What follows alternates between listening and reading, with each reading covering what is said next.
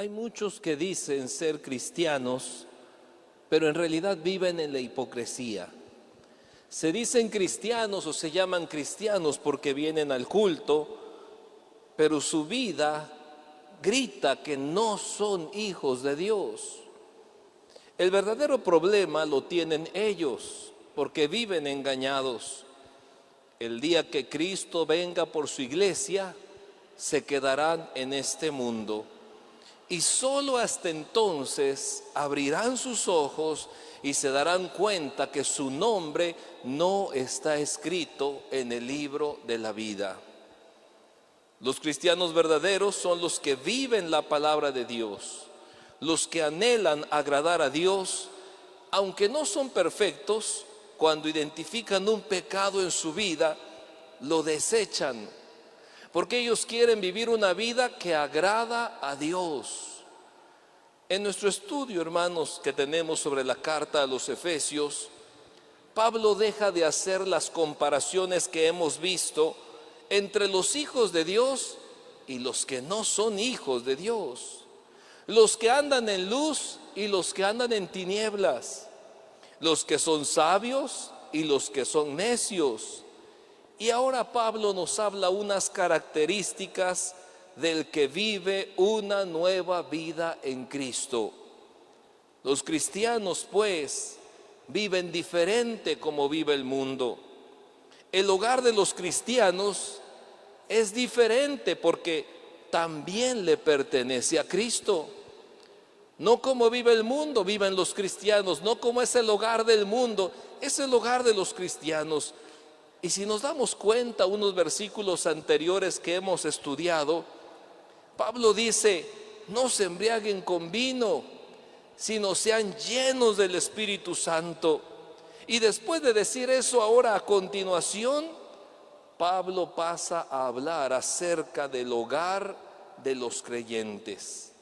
Pero veamos qué frase usa para hablarnos de cómo debe vivir el hogar de los cristianos. Efesios 5:21, vamos a leerlo. Llegamos en nuestro estudio de la carta a los Efesios al capítulo 5, versículo 21.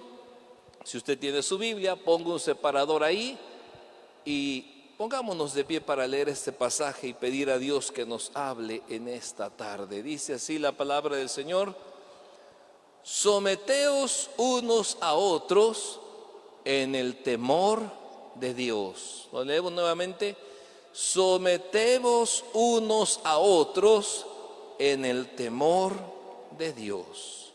Padre bendito, Señor, tu palabra es viva y eficaz y más cortante que toda espada de dos filos, Señor, y penetra, Señor, hasta partir el alma, Señor bendito. Padre, háblanos en esta noche con tu palabra, enséñanos, redarguye nuestra vida, Señor bendito, y que seamos oidores, hacedores de tu palabra. Es nuestra petición, Señor, que tu Espíritu Santo toque nuestros corazones, Señor, y vivamos como verdaderos hijos tuyos, como se debe vivir una nueva vida en Cristo, como viven los hijos de Dios. En el nombre de Jesús te lo pedimos. Amén. Amén.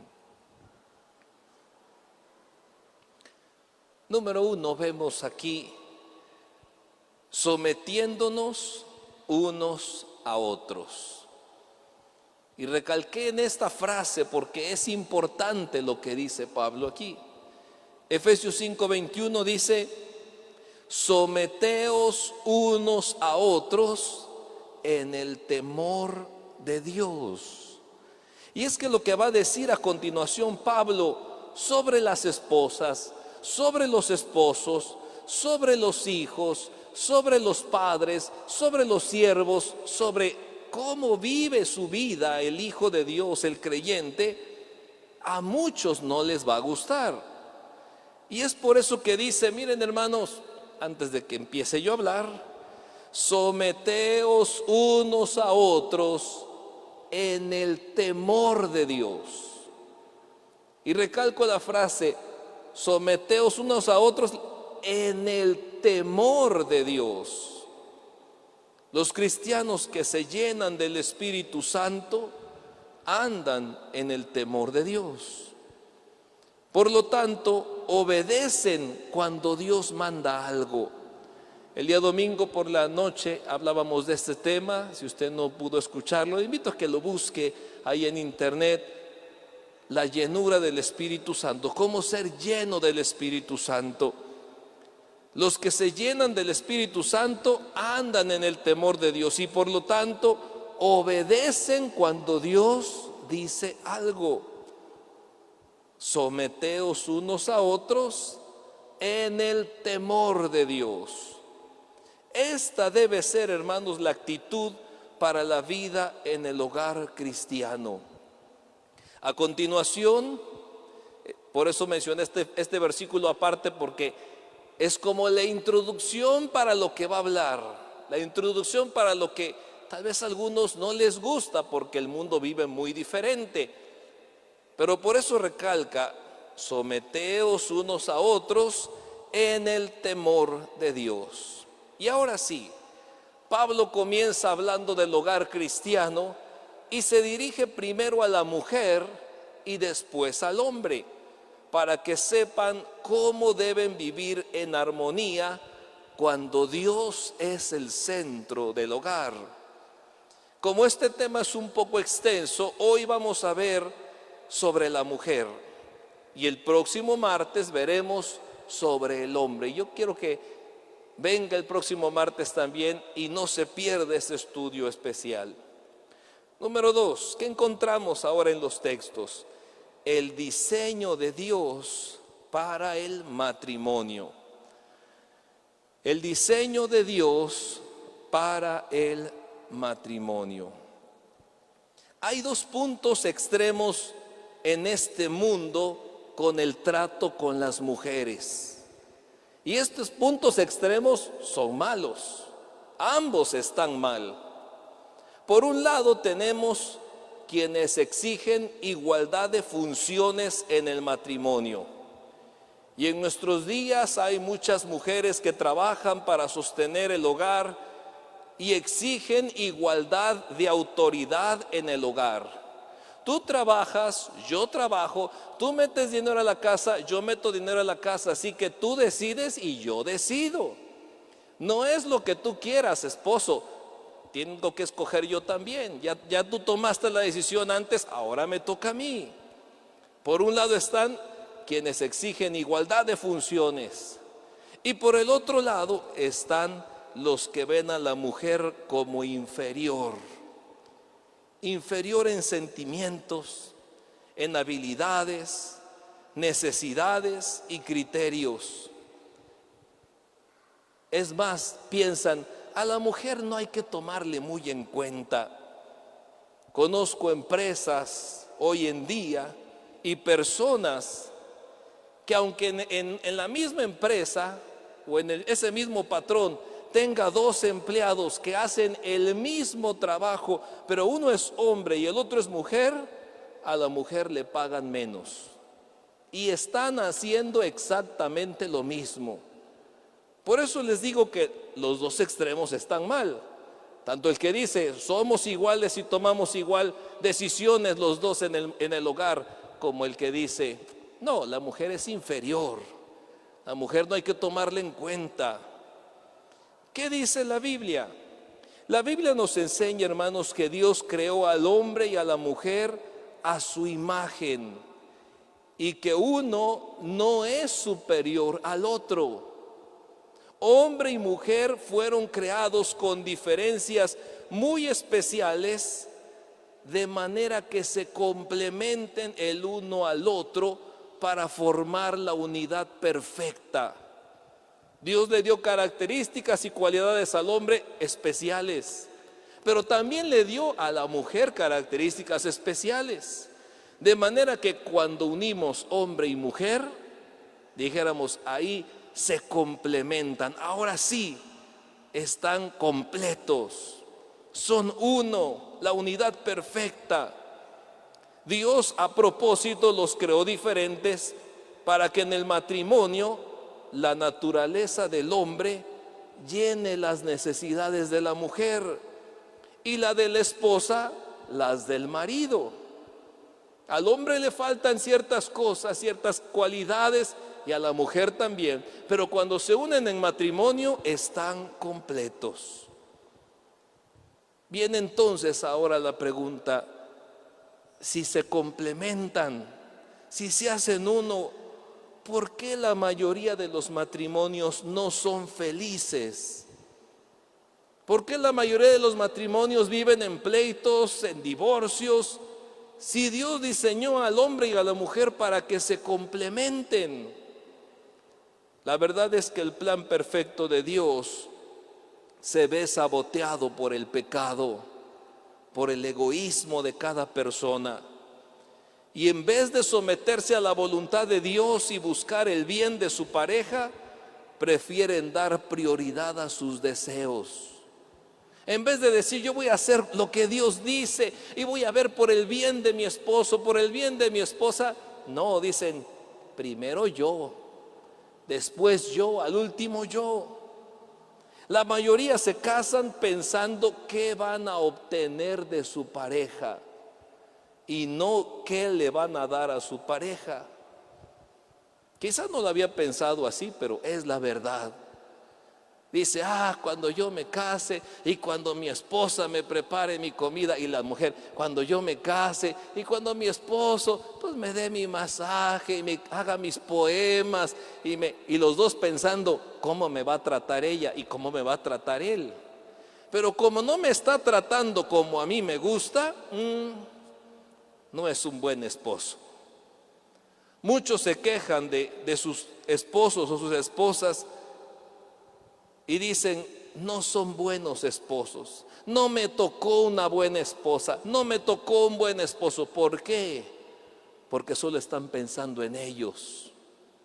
Yo tengo que tener todo de ti, dedícame tiempo, dedícame todo, prepara mis cosas. Y la mujer, y tú también tienes que darme a mí, tienes que darme. Ninguno de los dos piensa al contrario, ¿qué te voy a dar yo a ti? Solamente cuando un matrimonio comprende y practica el diseño divino de servir a su pareja y de ser bendición mutua, habrá armonía en el hogar. Por eso cuando teníamos la oración por los matrimonios, en la dinámica que hacíamos, yo les decía, toma la mano de tu esposo, toma la mano de tu esposa y di, Señor, ayúdame a ser un buen esposo. Esa es mi oración. Y la esposa, Señor, ayúdame a ser una buena esposa, porque si nos ponemos a pedir, ay Señor, cámbiale esto, cámbiale lo otro, y mira cómo es, y mira esto que es. Pero no, es al revés. Ayúdame a ser un buen esposo, ayúdame a ser una buena esposa. El pasaje que debe reconocer el liderazgo de su marido. Dije que íbamos a comenzar el día de hoy hablando de las mujeres, de las esposas, y el próximo martes de los esposos. Así que, número 1, la esposa debe reconocer el liderazgo de su marido. Efesios 5:22 dice, las casadas estén sujetas a sus propios maridos como al Señor. Las casadas estén sujetas a sus propios maridos como al Señor. La versión Palabra de Dios para Todos lo dice de esta manera: esposas, estén dispuestas a servir a su esposo, así como sirven al Señor. Y yo creo que para muchas hermanas no lo habían visto este texto de esta manera. Esposas, estén dispuestas a servir a su esposo, así como sirven al Señor. Cuando entendemos y vivimos el orden que Dios diseñó para el matrimonio, la mujer goza de honra y de felicidad, hermanos. Tal vez muchos vean, no, pero ¿por qué? ¿Por qué me tengo que sujetar? ¿Por qué tengo que hacer eso? El verbo que dice en el versículo 21, que dice, someteos, este pasaje lo leímos al principio. Este verbo en el escrito original, someteos, es el mismo verbo que se usa en el versículo 22, donde dice sujetas. Tenemos el versículo 22 ahí, dice, las casadas estén sujetas. Someteos unos a otros en el temor de Dios. Esa palabra someteos es la misma que se usa cuando dice las casadas estén sujetas. ¿Y qué significa esa palabra? Significa ubicarse en un rango por debajo. Ubicarse en un rango por debajo. Yo no soy el primero, yo voy a ser el segundo. Algunos ejemplos, si buscamos en la Biblia, ¿y dónde más se usa ese mismo verbo? ¿En qué otros versículos de la Biblia encontramos que se usa? Algunos ejemplos son Lucas 2:51. Dice, y descendió con ellos y volvió a Nazaret y estaba sujeto a ellos. Y su madre guardaba todas estas cosas en su corazón. Y este pasaje nos está hablando de cuando Jesús, a los 12 años, sus padres lo encontraron hablando con los doctores de la ley en el templo. Y le dijeron, Jesús, pues ¿qué haces aquí? Vámonos a la casa. Dice el texto, y descendió con ellos y volvió a Nazaret y estaba sujeto a ellos. Ubicarse en un rango por debajo. No Jesús, el niño Jesús de 12 años o el adolescente, por ser hijo de Dios, mandaba a sus padres. Estaba sujeto a ellos. Romanos 13:1 vuelve a decir esta palabra: sométase toda persona a las autoridades superiores, porque no hay autoridad sino de parte de Dios, y las que hay por Dios han sido establecidas. Sométase toda persona a las autoridades. Sí, yo no soy la autoridad. Entonces, ubicarse en un rango por debajo. Es el mismo verbo que se usa, las casadas estén sujetas a sus propios maridos. Un ejemplo más, Santiago 4:7. Someteos pues a Dios, resistid al diablo y huirá de vosotros. Este mismo verbo de someteos pues a Dios es el mismo que se usa, las casadas estén sujetas a sus propios maridos. Ubicarse en un rango por debajo, de manera, hermanos, que Dios le está pidiendo a la mujer que reconozca el orden que Él mismo diseñó. Hemos dicho desde el principio, hombres y mujeres son importantes. Dios los diseñó especialmente para que las deficiencias de uno sean completadas con el otro, de manera que cuando se casa hombre y mujer se complementan, se hacen uno.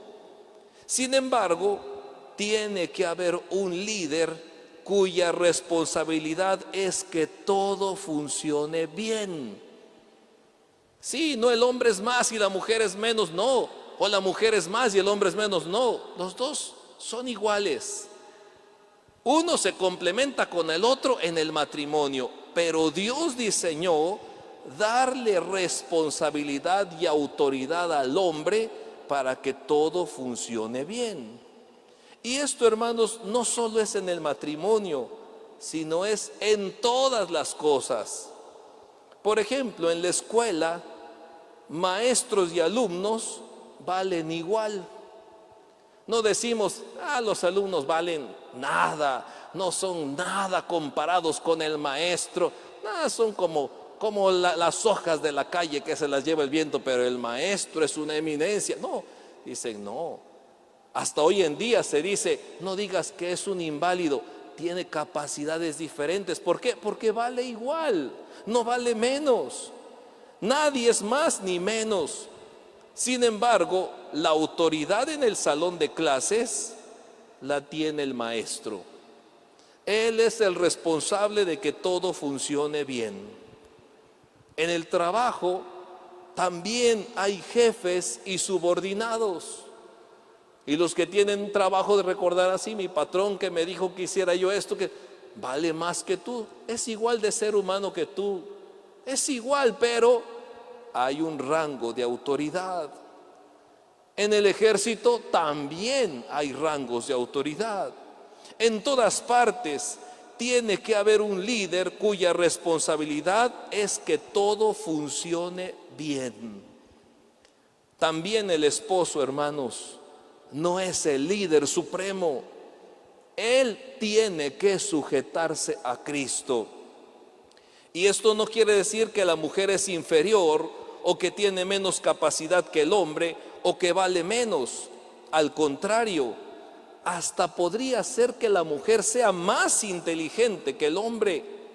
Podría ser que se casa hombre y mujer y la mujer tiene más estudios que el hombre. Estudió una carrera, estudió una maestría.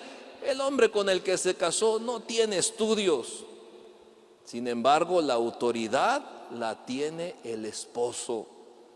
Un esposo que reconoce las capacidades de su esposa va a apreciar sus puntos de vista y sus criterios. Como dicen por ahí, las mujeres tienen un sexto sentido que los hombres no tenemos. Y un hombre sabio se va a dar cuenta que la opinión de su esposa en ciertos puntos también es importante. Y dice, yo no veía las cosas de esa manera, qué bueno que tú sí las ves, nos estamos complementando. Cuando sea posible, incluso pueden tomar decisiones juntos. Pero recordemos, hermanos, que hombre y mujer se complementan en el matrimonio. Juntos tienen más sabiduría. Juntos tienen una mejor perspectiva de las cosas. Sin embargo, la autoridad la tiene el esposo. Y el mandamiento es: las casadas estén sujetas a sus propios maridos. Ahora, ¿y qué significa que las casadas estén sujetas? ¿Qué significa que las casadas estén sujetas? La esposa debe admirar y respetar a su esposo. Debe apoyarlo, animarlo, escucharlo y seguirlo. No lo critica, no lo manipula. Para ella, su marido es la persona más importante en su vida. Se esfuerza por ser cariñosa, atractiva, se arregla para su marido. Es la ayuda idónea de su esposo porque contribuye con sus conocimientos, habilidades y personalidad que son diferentes a las de él. Como dije, puede ser que ella sea más inteligente, tenga más estudios, sin embargo, la decisión la toma el esposo, la autoridad la tiene el esposo. Y ella puede decir, mira, yo soy tu ayuda idónea, mira, esta es mi sugerencia, esto es lo que yo veo, esto es lo que sucede. En tiempos de Pablo, la mujer sufría la humillación y el abuso del esposo. Por eso el pasaje que Pablo le dedica a la mujer es breve, son pocos versículos. Sin embargo, el que le dedica al esposo es más extenso. Y eso lo vamos a ver el próximo martes. ¿Cuál es la función del esposo en el matrimonio? Verdad número 2. La esposa debe sujetarse por obediencia a Dios. La esposa debe sujetarse por obediencia a Dios. Efesios 5:22 dice así: las casadas estén sujetas a sus propios maridos como al Señor. De manera, hermanos, que cumplir con esta palabra de Dios a la mayoría se le hace difícil. Para la mujer, tanto para su propia naturaleza como por las actitudes del comportamiento del hombre, se le hace difícil sujetarse. Sin embargo, muchas tienen maridos terribles. Y como dice aquí la palabra, la frase, estén sujetas a sus propios maridos, ¿y cómo termina? Como al Señor. Y esta frase, hermanos, le está enseñando a la mujer a obedecer como muestra de su amor y obediencia a Cristo. Yo amo a Cristo, yo amo a mi Salvador, yo obedezco a Jesucristo, por lo tanto, me sujeto a mi marido. Las casadas estén sujetas a sus propios maridos como al Señor. Si tú no te sujetas, entonces seguramente no amas a Cristo. Como estás sujeta al Señor, así también dice, está sujeta a tu esposo. La versión Palabra de Dios para Todos dice de esta manera: esposas, estén dispuestas a servir a su esposo, así como sirven al Señor. Y Primera de Pedro capítulo 3 versículo 1 dice: asimismo, vosotras mujeres, estad sujetas a vuestros maridos, para que también los que no creen a la palabra sean ganados sin palabra por la conducta de sus esposas. A mí me gusta leer otras versiones de la Biblia porque lo van explicando más claro. Y esta versión, en la versión Nueva Versión Internacional, dice de esta manera, lo leamos: asimismo, esposas, sométanse a sus esposos, de modo que si alguno de ellos no creen en la palabra, puedan ser ganados más por el comportamiento de ustedes que por sus palabras. El comportamiento de la esposa que puede ganar a su esposo para Cristo, hermanos. Este pasaje nos está diciendo claramente: aunque tu esposo sea un no creyente, no importa, no cambian las responsabilidades de la esposa cristiana. Alguien puede decir: es que mi esposo es inconverso, por lo tanto no tengo que obedecer, las casadas estén sujetas a sus propios maridos. Pero este texto lo está diciendo: mira, por tu conducta de estar sujeta, puedes llegar a alcanzar a tu marido. Y recuerda lo que dijimos que es estar sujeta. Eres complemento, pero él toma la decisión. Él decide, él dirige en el hogar. Por eso también, siguiente verdad, verdad número 3, la esposa debe sujetarse por el ejemplo de Cristo y de la iglesia. La esposa debe sujetarse por el ejemplo de Cristo y la iglesia. Repasando tantito, podemos ver verdad número 1, la esposa debe reconocer el liderazgo de su marido.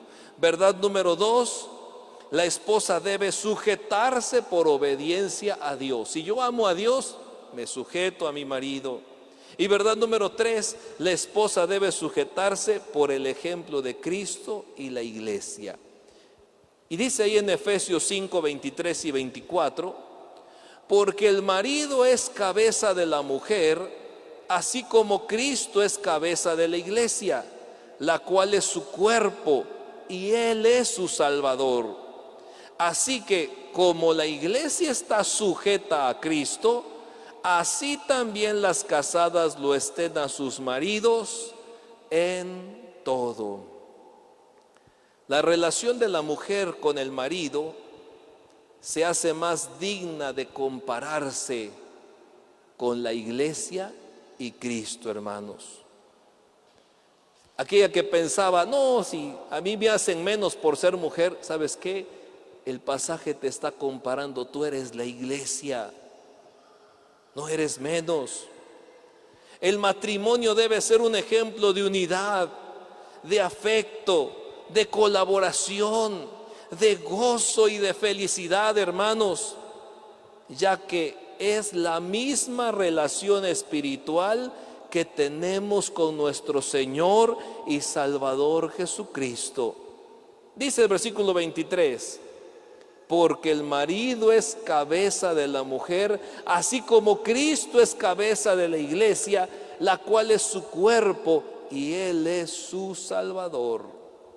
¿Cómo es nuestra relación con Cristo, hermanos? Nuestra relación con Cristo debe ser de unidad. No estoy peleado con Cristo, quiero estar unido a Él.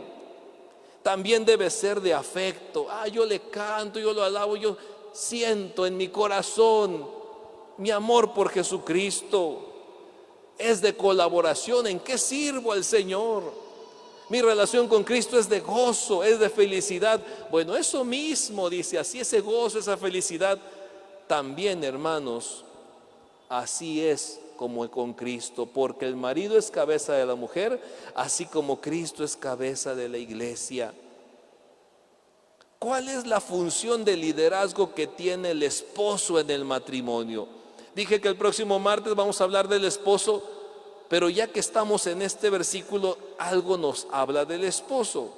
¿Cuál es la función que tiene el esposo en el matrimonio? Dice el versículo 23 que tenemos ahí, que Él es la cabeza, así como Cristo es cabeza de la iglesia. La iglesia es el cuerpo y Cristo la cabeza. Y además, dice este versículo, Cristo es el Salvador de la iglesia. Así pues, el liderazgo del esposo tiene el estilo de un Salvador. Esto quiere decir que Él va a salvar a su esposa. Mira, no te preocupes, mi amor, yo te protejo, yo te cuido, yo te guardo. Y es más, como Cristo salvó a su iglesia, mi amor por ti es tan grande que soy capaz de morir por ti. Si alguien va a agarrar COVID de los dos, que sea yo y que tú quedes viva. Dice en San Marcos 10:45, porque el Hijo del Hombre no vino para ser servido, sino para servir y para dar su vida en rescate por muchos. Así como Cristo protege a su iglesia, la cuida y está dispuesto a dar su vida por ella, así es la función del esposo en el matrimonio. Por eso Dios le dice a la esposa, tú estás sujeta a tu esposo. ¿Para qué? Para que te proteja, para que seas protegida, para que seas amada. No eres inferior, no vales menos. Él te va a proteger a ti. Esta es una posición que le da valor porque ahora el marido la sustenta y la cuida, como Cristo cuida a su iglesia. Como dije, el próximo martes vamos a hablar de la función del esposo en el matrimonio, pero hoy por lo pronto mencionamos algo ahí. Así que si el esposo representa a Cristo, debe evitar cualquier pensamiento de opresión, dominio o prepotencia. Los esposos que están aquí piensen, si yo represento a Cristo, ¿cómo le voy a gritonear? ¿Cómo le voy a cachetear? ¿Así me trata Cristo a mí? ¿Así se porta Cristo con nosotros?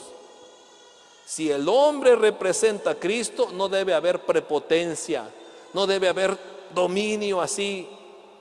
El papel de la mujer no es el de ser la sirvienta del hombre, cumplir los deseos egoístas y todos sus caprichos. Ay, que no se vaya a enojar, ay, que no, y ya como sirvienta, como lo más bajo. No.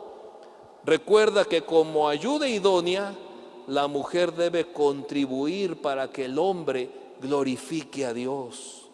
Nos complementamos los dos, somos uno.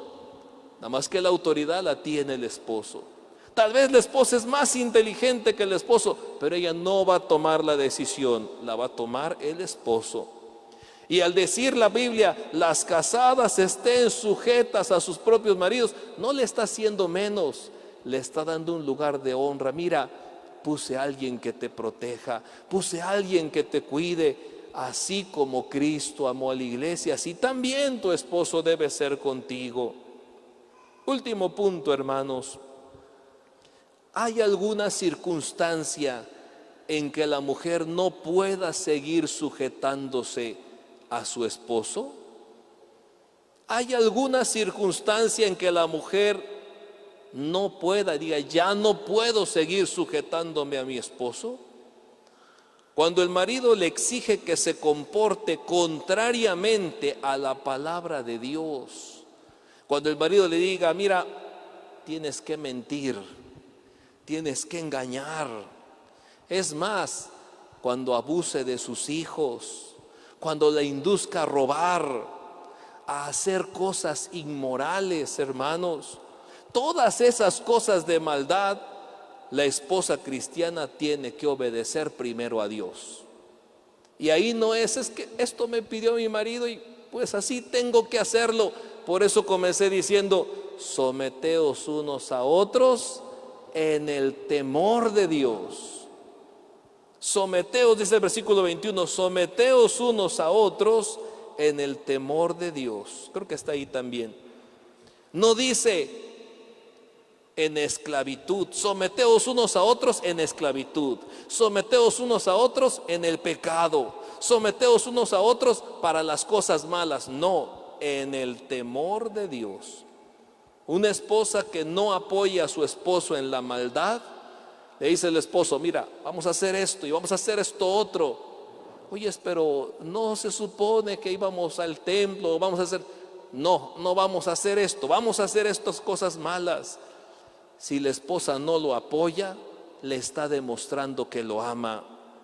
Porque Cristo nunca nos pediría a la iglesia que nos ahorquemos. Cristo no diría, el 31 del 2021 todos cuelguen una soga en su casa y ahórquense. Jamás. Cristo no haría algo para lastimarnos. O no nos diría Cristo, desobedezcan al Padre. No. Tenemos que ser obedientes a la palabra de Dios. Y si un esposo abusa de su esposa o de sus hijos física o sexualmente, la esposa debe buscar ayuda para salir de esa circunstancia peligrosa. Si un esposo persiste en el adulterio y no responde a los esfuerzos de su esposa ni de otras personas para que cambie, la esposa puede exigirle al esposo, o me eres fiel o mejor sepárate. No podemos seguir así. En conclusión, hermanos, el tiempo nos ha ganado también. El plan de Dios para el matrimonio es que el matrimonio represente el Evangelio. Cada hogar cristiano, cada matrimonio cristiano debería representar el Evangelio. Así como Cristo es la cabeza de la iglesia y es su Salvador, así el marido es la cabeza de la mujer y es su protector, es su Salvador. Por eso, como la iglesia está sujeta a Cristo, así también las casadas lo estén a sus maridos en todo. Dice Efesios 5:24, así que como la iglesia está sujeta a Cristo, así también las casadas lo estén a sus maridos en todo. Vivimos en un mundo, hermanos, gobernado por el diablo, un mundo lleno de pecado, y a este mundo no le gusta el plan de Dios. Pero si nosotros somos hijos de Dios, si nosotros somos cristianos, si Dios vive en nosotros, si tenemos una nueva vida en Cristo, viviremos cumpliendo la palabra de Dios. Aunque se hagan manifestaciones y pintas en las calles, no, y dicen abre los ojos. No, mira, yo vivo obedeciendo a mi Padre Celestial. Yo vivo obedeciendo la palabra de Dios porque yo no soy como los otros. Soy una hija de Dios, soy un hijo de Dios. Es tiempo, hermanos, de ser hacedores de la palabra. Vamos a orar, hermanos. Creo que es un buen momento ahora para ir a Dios en oración. Hoy Dios ha hablado a los matrimonios. Y si tu cónyuge está aquí, vengan juntos a orar. Tómale de la mano y vente a orar. Pídele a Dios, Señor, ayúdanos a vivir un matrimonio conforme a tus planes. Que todo nuestro matrimonio te dé la gloria y la honra. Que se cumpla tu propósito de representar a Cristo y a la iglesia. Que otros puedan conocer a Cristo a través de tu matrimonio. Ahora, si tal vez estás pasando por problemas en tu matrimonio, te invito para que también vengas al altar. Ven con tu cónyuge y dile a Dios: ayúdame a ser, Señor, un mejor esposo. Ayúdame a ser una mejor esposa. Señor, quiero que tú seas el centro de nuestro hogar.